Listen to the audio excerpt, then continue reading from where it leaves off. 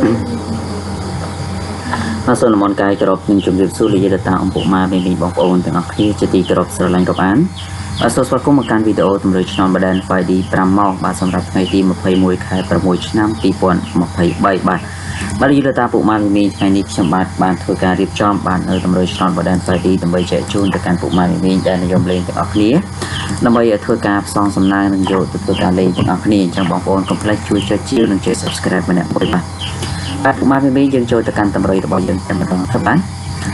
សម្រាប់ឆ្លងបដែន 5D បាទសម្រាប់ថ្ងៃទី21ខែ6ឆ្នាំ2023សម្រាប់ម៉ោង9:05នាទីពេលព្រឹកបាទពុកម៉ែបងប្អូនសម្រាប់ម៉ោង9នេះសូមធ្វើការលេងខ្ទង់8និងខ្ទង់7បាទពុកម៉ែបាទខ្ទង់8នេះសូមលេង83 86ដើម្បីធ្វើការពុកនៅពុក ABCD ហើយចំណែក7នេះសូមយក74និង75បាទពុកម៉ែដែលចង់បានលេខដើម្បីធ្វើការផ្សងសំណាងបាទក៏អាចធ្វើការសាកល្បងខសុំពីខ្ញុំបានទាំងអស់គ្នាដើម្បីយកទៅលេងបាទខ្ញុំបាននឹងចែកជូននៅលេខបុក2គ្រាប់ហើយបាទនឹងយកទៅធ្វើការលេង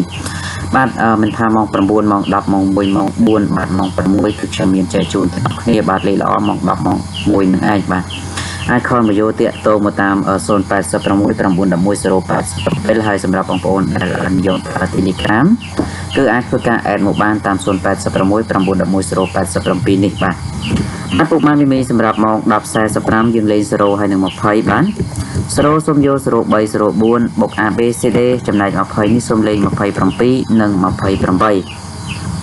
វាតម្រុយសម្រាប់ម៉ោង1ពុកម៉ែសូមធ្វើការយកខ្ទង់40និងខ្ទង់50បាទចំពោះខ្ទង់40លោកយាយលោកតាពុកម៉ែសូមលេខ41និង42ហើយចំណែក50នេះសូមលេខ57 58បាទសម្រាប់ម៉ោង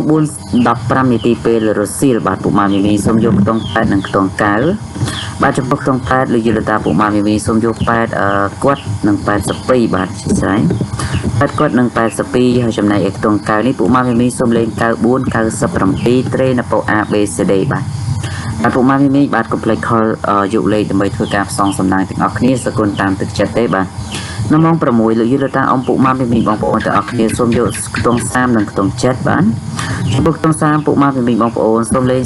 35 39បាទចំណែកឯខ្ទង់7នេះសូមយក7គាត់72បាទ